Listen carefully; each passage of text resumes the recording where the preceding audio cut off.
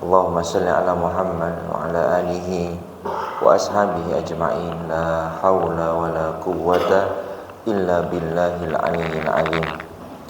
Ya ayyuhalladzina amanu taqullaha wa qulu qawlan sadida yuslih lakum a'malakum wa yaghfir lakum dhunubakum wa man yuti'illaha wa rasulahu faqad faza fawzan 'azima. Ya ayyuhalladzina amanu taqullaha wal tanzur nafsum ma qaddamat lighad wattaqullaha innallaha khabirum bima ta'malun. Wa qala Rasulullah sallallahu alaihi wasallam, innama bu'istu liutammima makarimal akhlaq.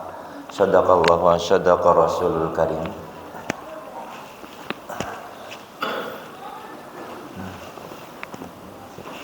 Kurang nyaman gitu.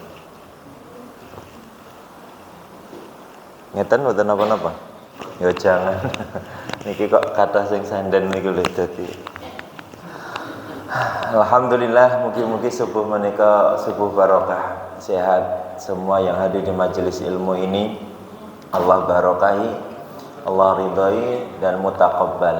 Insyaallah subuh ini menjadikan kita lebih baik daripada hari-hari sebelumnya, dan hari ini kita bisa menyelesaikan amanah dengan sebaik-baiknya amalan, diterima oleh Allah Ta'ala, dimudahkan semua urusannya dalam kebaikan, dan insya Allah kita naik derajatnya menjadi bagian dari orang-orang yang bertakwa, husnul khotimah.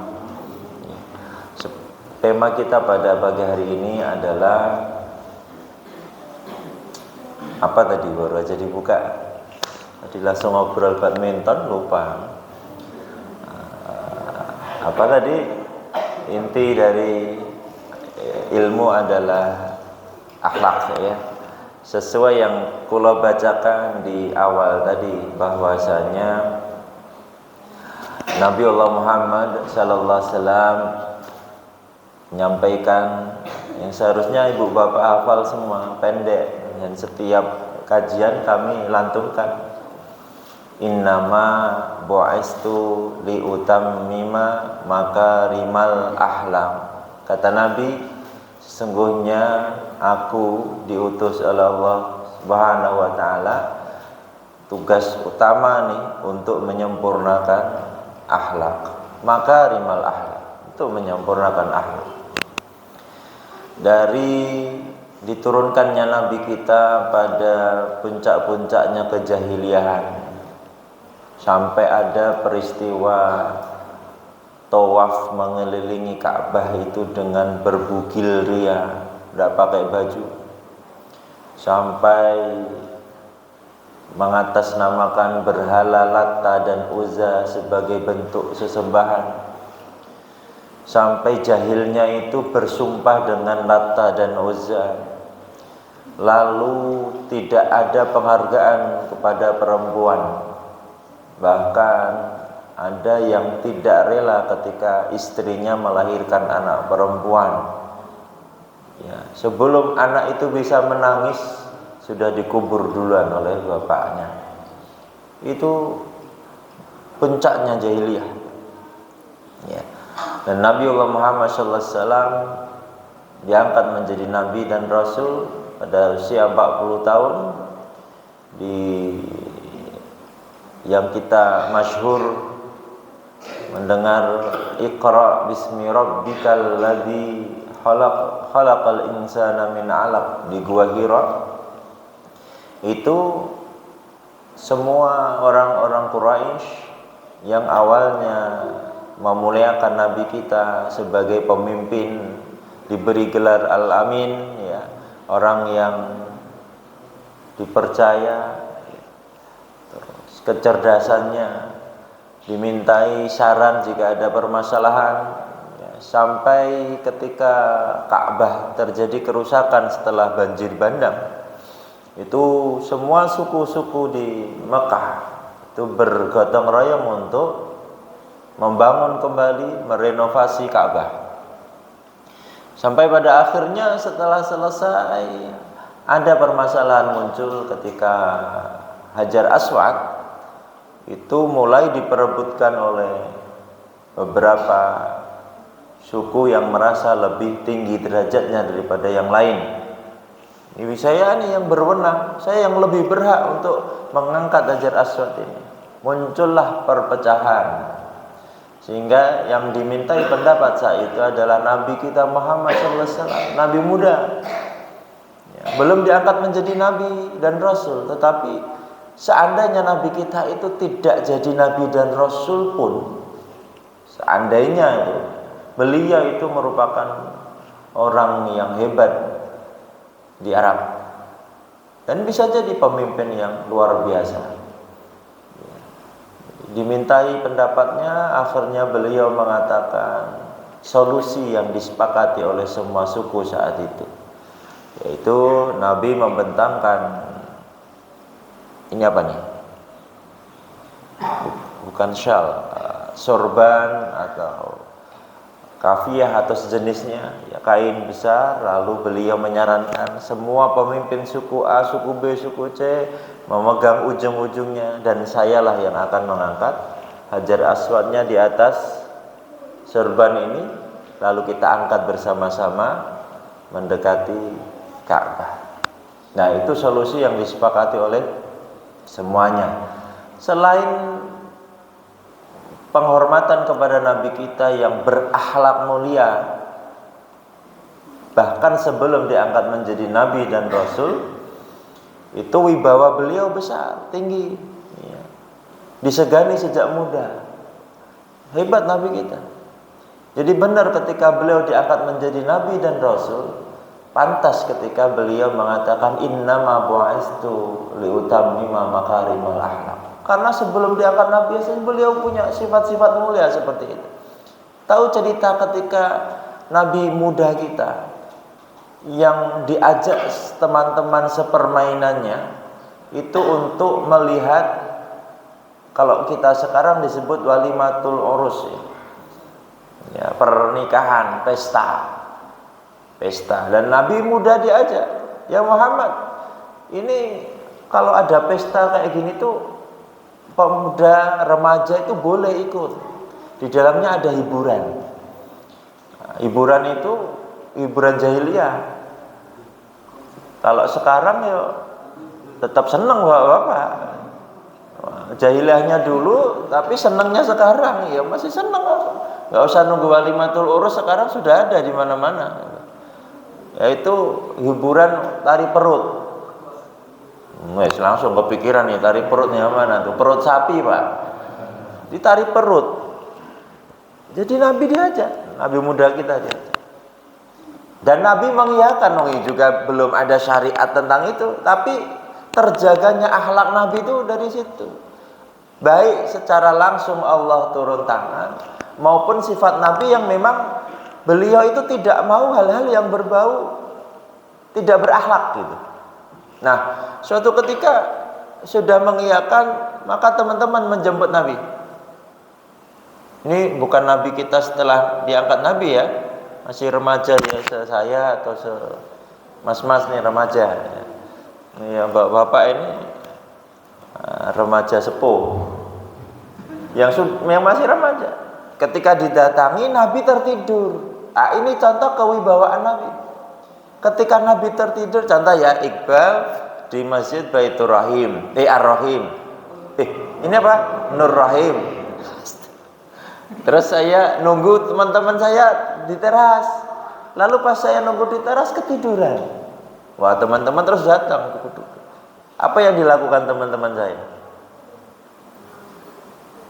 Melihat saya tidur padahal meh nonton Tong Setan di sana. Wah, pasar rakyat itu, pasar di mana tuh?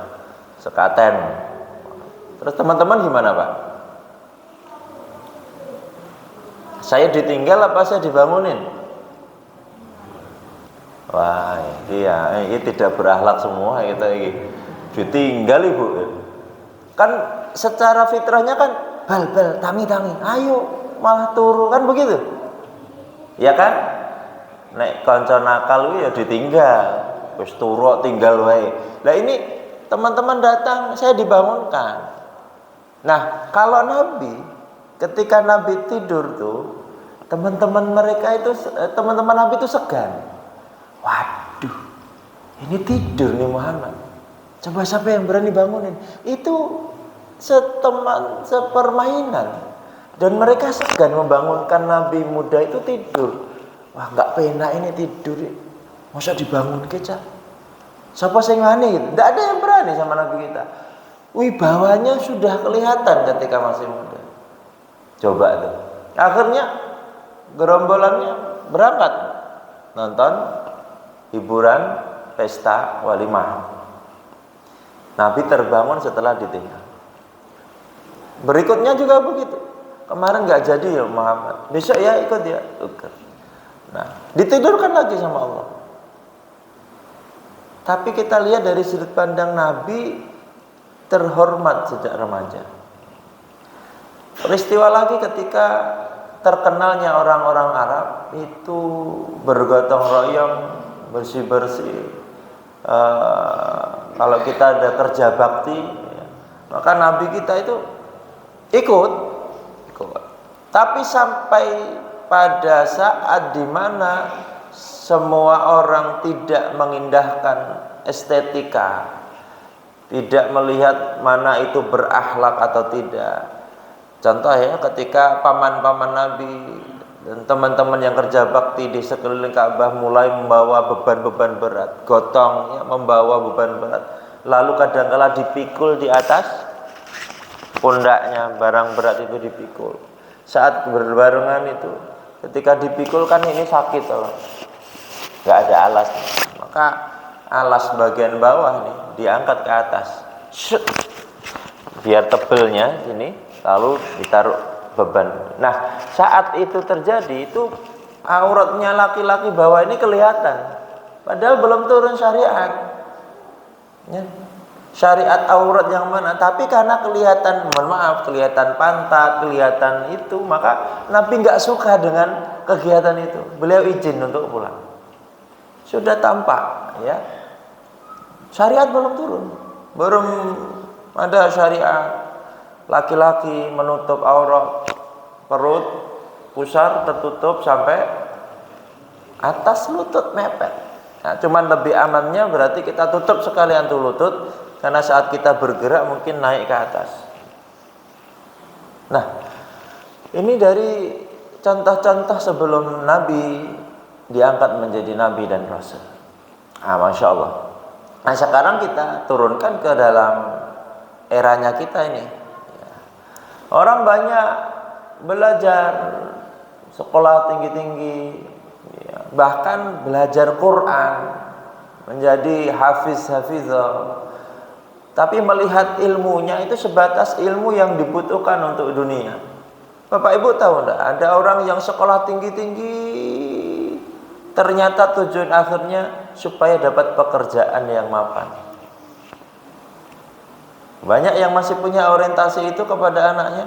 Ayo sekolah yang tinggi, minimal S3 lah, biar nanti kamu di perusahaan yang besar. Nah, itu mindset yang salah untuk anak-anak kita.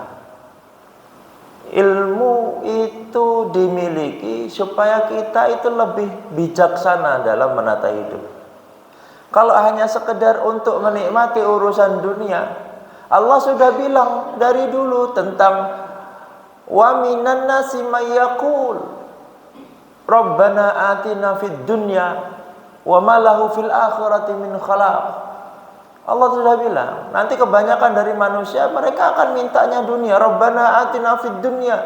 Jadi pingin, ya Allah dunia saya bagus, pinter, kaya, hebat. Dan mereka lupa tentang akhirat. Wa ma lahu fil akhirati min khalaq.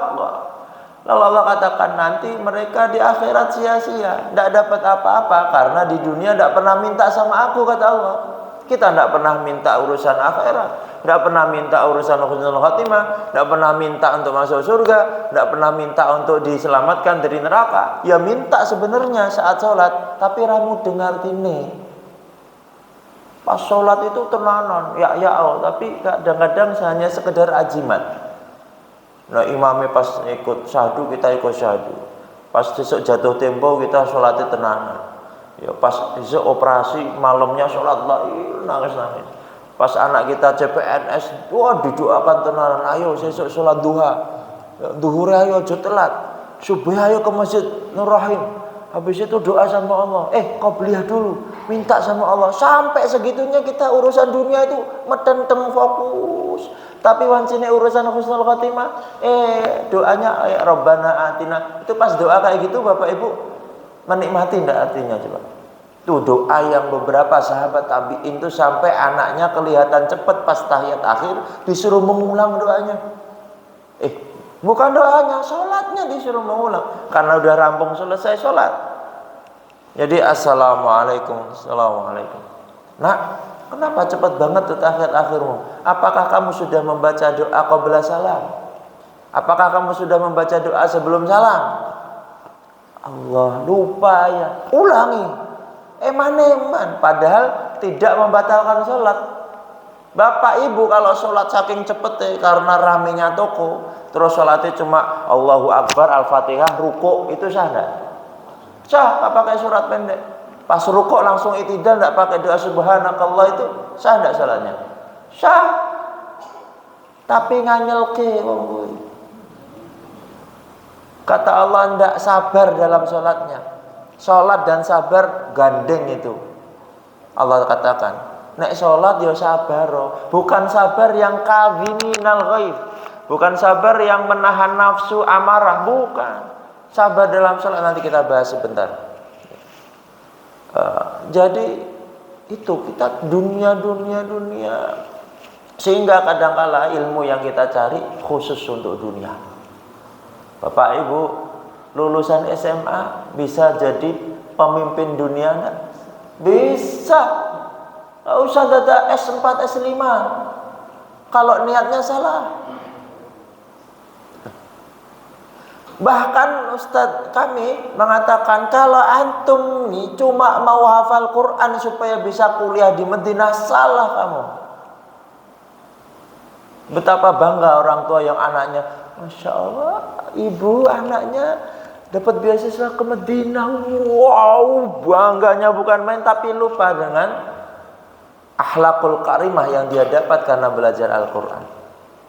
Sekarang kami temukan anak-anak SD yang sekolah-sekolah favorit, yang ada kelas penghafal Qurannya, tetapi orang sholat subuh ke masjid.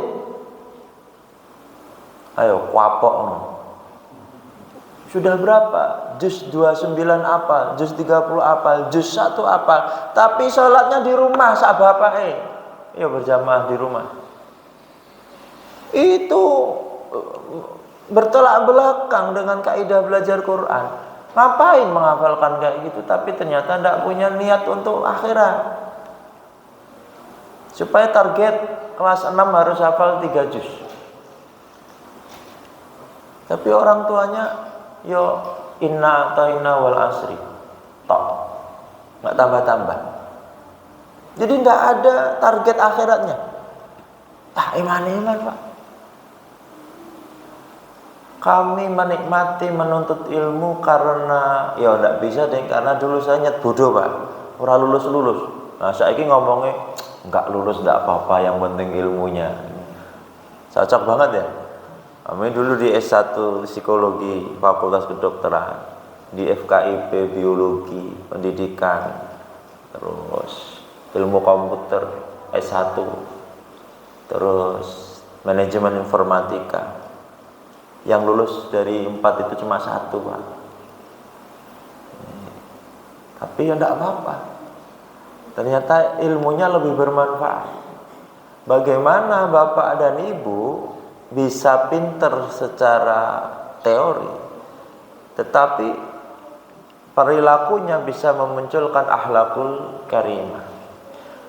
Seprofesor apapun Bapak Ibu, kalau keluar rumah ketemu tetangga itu Waalaikumsalam, itu tidak nikmat dunianya. Pak, Bu, wajah yang cemberut itu tidak ada maknanya ketika dia itu punya ilmu dunia yang hebat banget.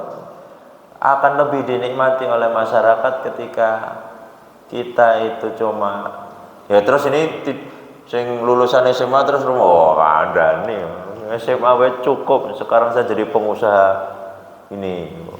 Saya S1 enggak apa-apa, S1 toh enggak usah dokter, pengusaha bakso. Wah, masa depannya luas. Wah, enggak apa-apa, yang penting saya atlet bulu tangkis. Enggak mau saya giring ke situ Bapak Ibu.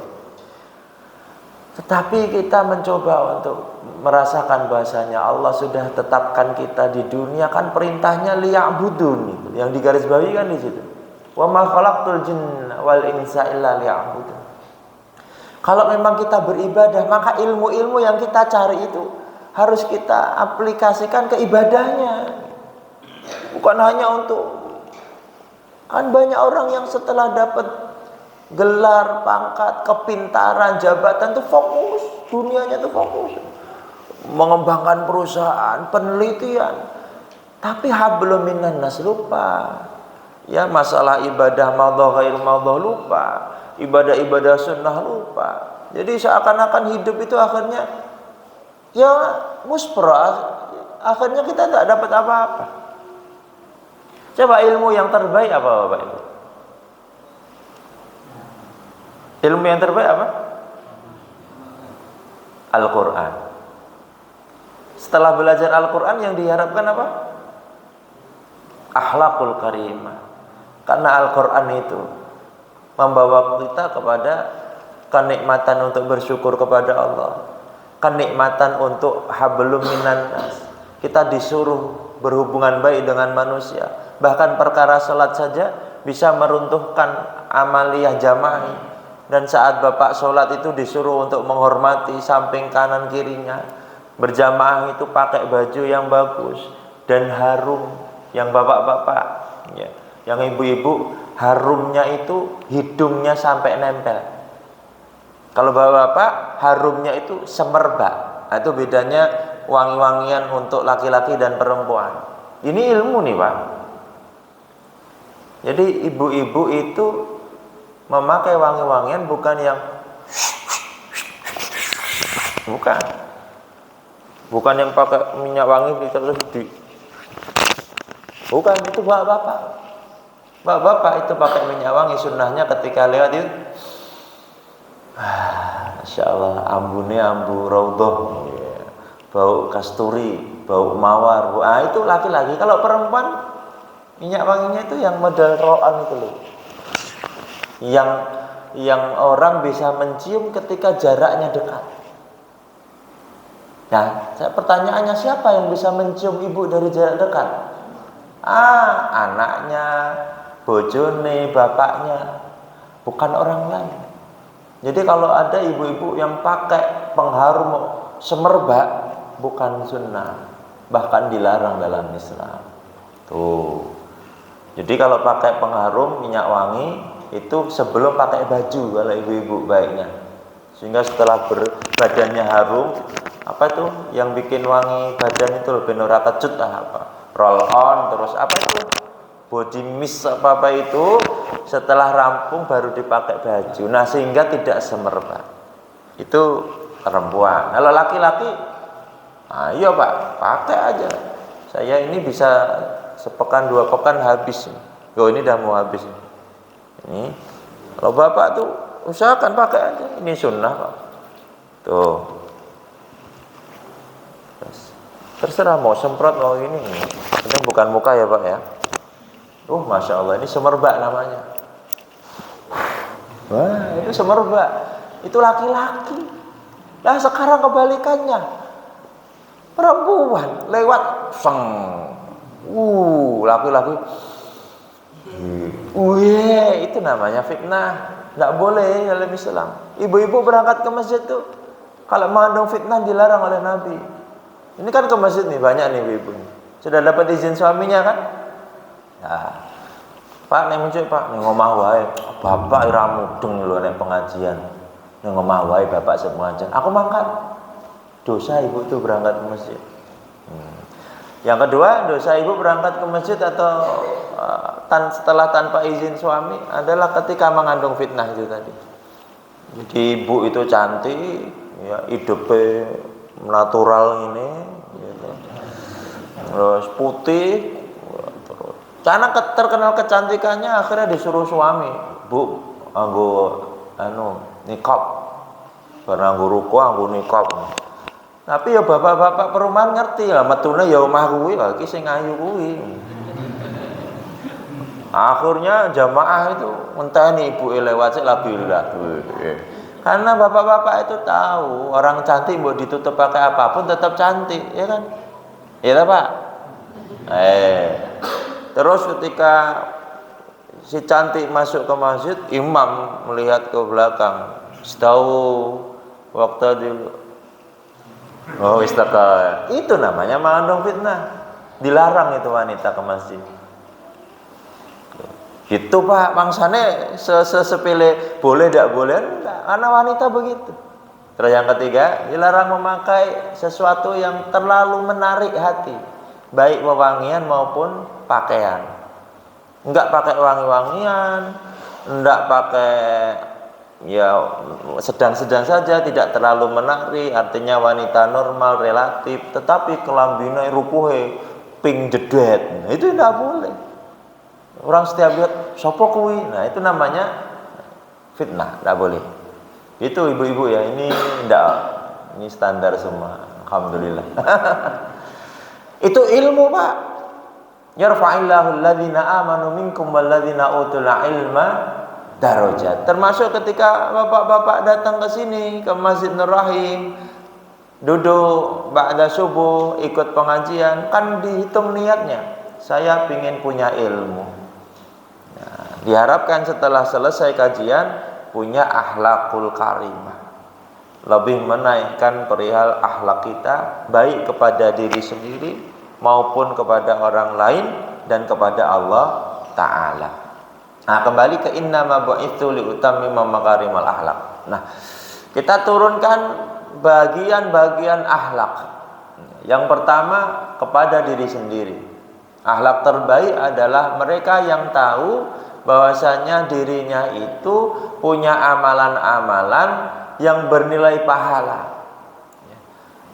Jadi orang melihat akhlaknya mulia dari apa Bapak Ibu? Pak Rian Masya Allah. Itu ketika kita bilang Masya Allah itu karena melihat apa?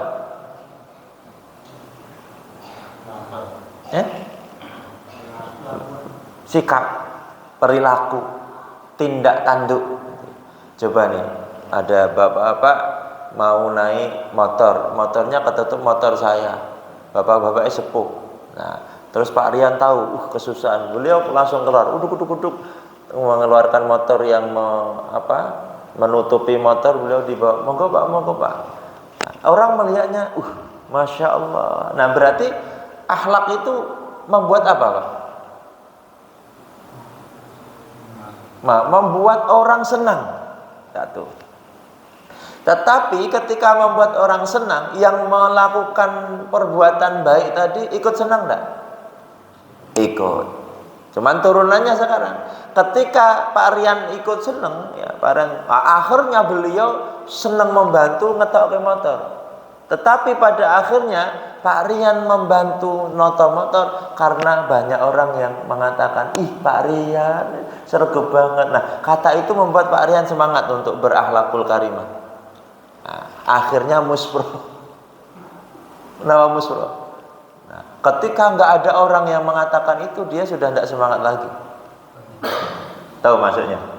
Nah, yang pertama posisi akhlak itu untuk kita. Dan berusaha untuk menyampaikan itu kepada Allah Ta'ala. Jadi ketika ada bonus orang lain memberikan pujian penghargaan kepada Bapak Ibu, langsung ditambahkan dengan tabarakallah wastaghfirullahaladzim. Jadi gak ada orang yang gak bahagia ketika dapat penghargaan. Masya Allah, suaranya bagus banget. Besok langsung latihan tenan, hafalannya ya ditambah karena pingin dapat penghargaan yang sama. Dan ingat Bapak Ibu jamaah rahimani rahimakumullah, penghargaan terbaik itu ketika Allah yang memberikan. Dan masalahnya adalah kita tidak bisa dapat langsung penghargaan dari Allah. Masa malaikat disuruh Allah ngirim surat ke kita atau langsung Pak Joko, Ini ada ucapan terima kasih dari Allah karena panjenengan sudah. Ya enggak seperti itu.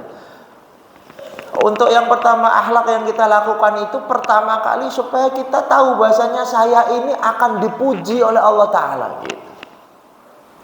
Sehingga ketika ada orang lain yang tidak memberikan penghargaan, yang tidak mengucapkan terima kasih ke kita tidak sakit hati. Akhlakul karimah. Itu dari sisi personal. Sehingga nanti lanjutannya itu ke istiqomah. Ahabul a'mal, amalan yang disukai oleh Allah ilallahi ta'ala, dari Allah Ta'ala, adwamuha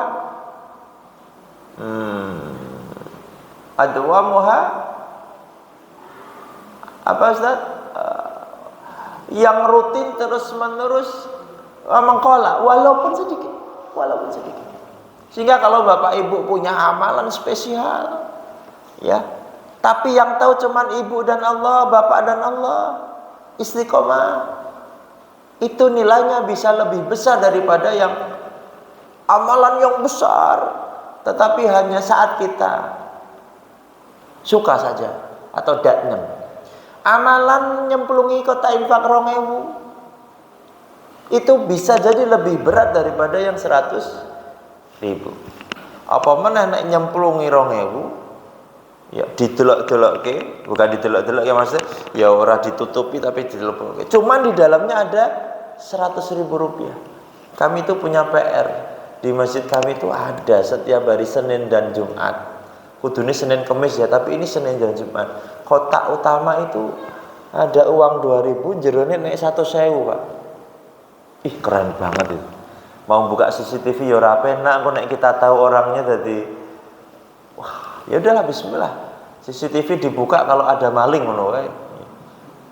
Kalau ini kita pengen tahu siapa nyemplungi, janganlah Pak, jangan nanti kita jadi punya niat tertentu. Rutin Pak, sudah berbulan-bulan tuh.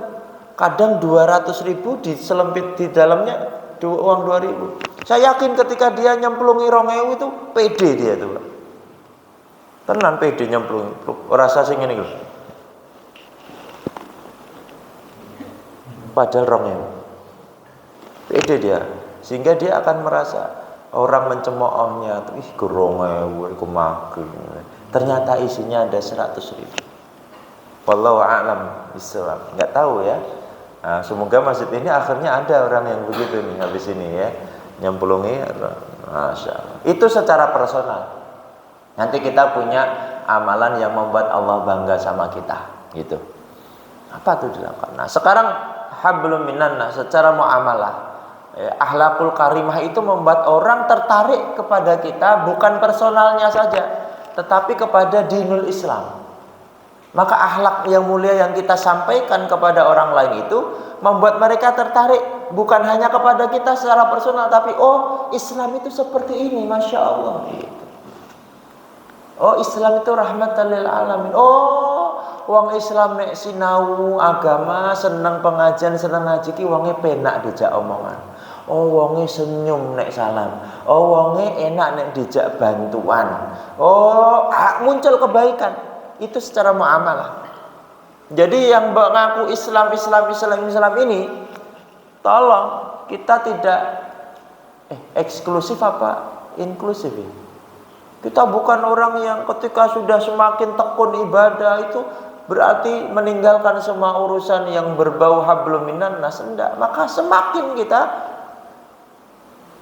berinteraksi dengan mereka, semakin dekat dengan kampung, semakin dekat dengan banyak orang, ya semakin suka bersosialisasi. Itu akhlakul karimah versi hablum minan nas. Dan kita tidak memihak, tidak memilih-milih urusan hablum minan nas. Itu nasnya hanya untuk orang muslim. Jadi ketika Bapak Ibu ini punya kebiasaan memberi makan kepada tetangga, berarti sing muslim kiri kei ingkung, sing muslim kanan kei ingkung, sing ngarep non muslim kei tempe bacem. Tidak bisa. Akhlakul karimahnya hablum minan nas harus adil, sama. Tidak melihat agamanya apa. Nah, itu akan memberikan nilai lebih tidak hanya secara personal, tetapi secara syariat. Ternyata Islam itu enak ya. Oh, wong Islam dijak omongan ketus. Saya pinter kok. Saya maki. Ngono salat. Nah kan munculnya itu, coba. Semakin tinggi ilmunya, semakin tinggi kuliahnya, dia semakin memposisikan menjadi orang yang spesial di masyarakat. Itu yang tidak ada dalam Islam. Nah, berarti setelah personal ada hablum minan nas nih. Bagaimana ketika kita sudah menuntut ilmu dengan baik, Allah tinggikan derajatnya, yarfa'illahu alladzina amanu minkum walladzina utul ilma darajat. Bukan derajatnya di mata manusia yang lain semakin tinggi kedudukannya, tidak. Bukan itu di hadapan Allah, bukan di hadapan manusia. Di hadapan manusia kita semakin tinggi, semakin pintar, semakin berilmu, kita semakin dewasa, itu lebih baik. Semakin berkumpul dengan mereka, masya Allah. Apalagi ilmu yang dimiliki, ilmu agama. Ilmu agama kok eksklusif. Ya susah nanti kita menyampaikan kepada orang lain. Semakin pintar bahasa Arab, sudah hafal Quran, sudah kuliah di luar negeri, kumpulnya sekarang dengan orang yang LC toh.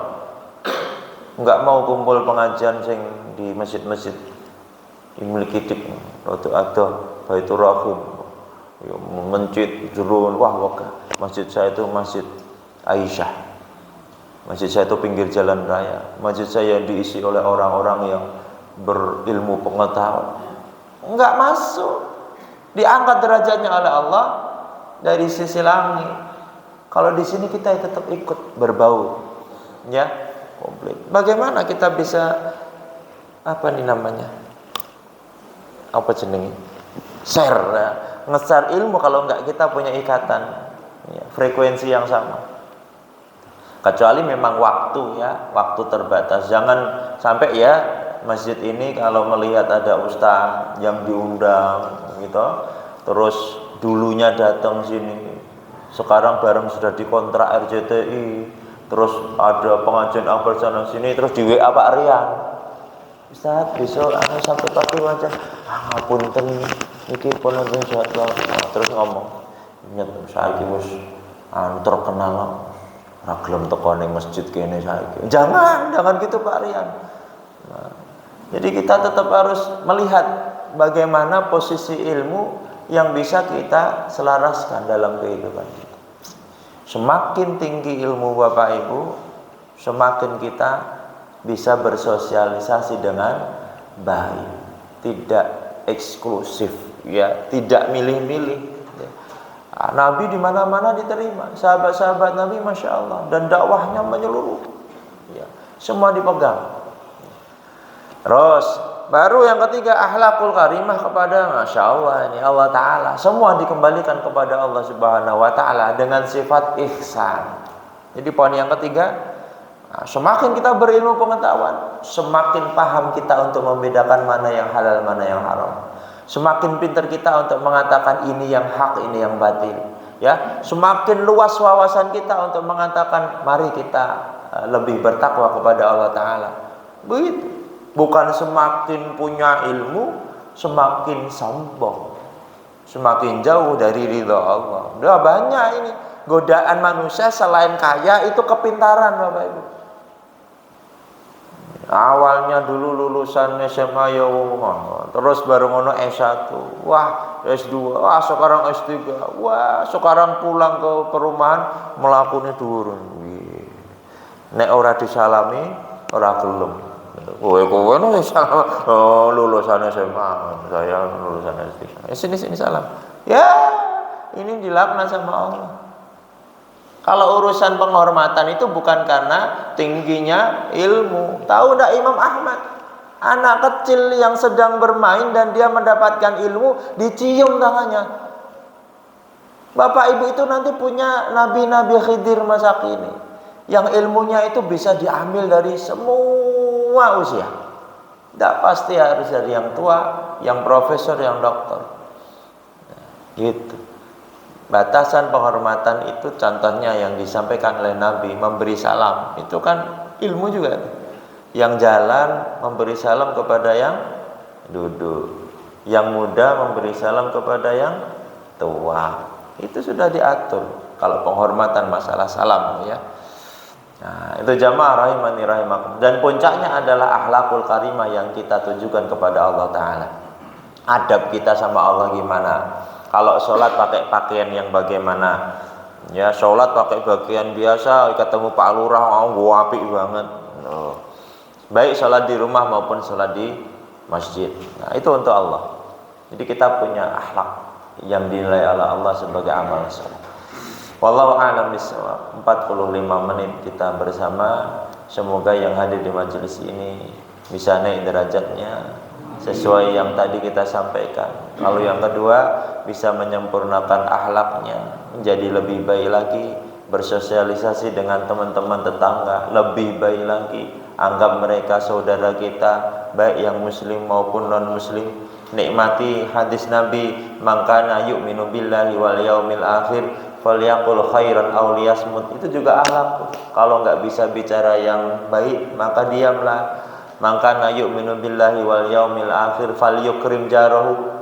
Barang siapa yang percaya sama Allah dan hari akhir, maka hormatilah tetanggamu, hargailah mereka. Nabi bilang tetanggamu itu enggak pakai tetanggamu yang muslim, enggak, semua tetangga. Ini mangkana yu'minu billah, ini juga akhlak.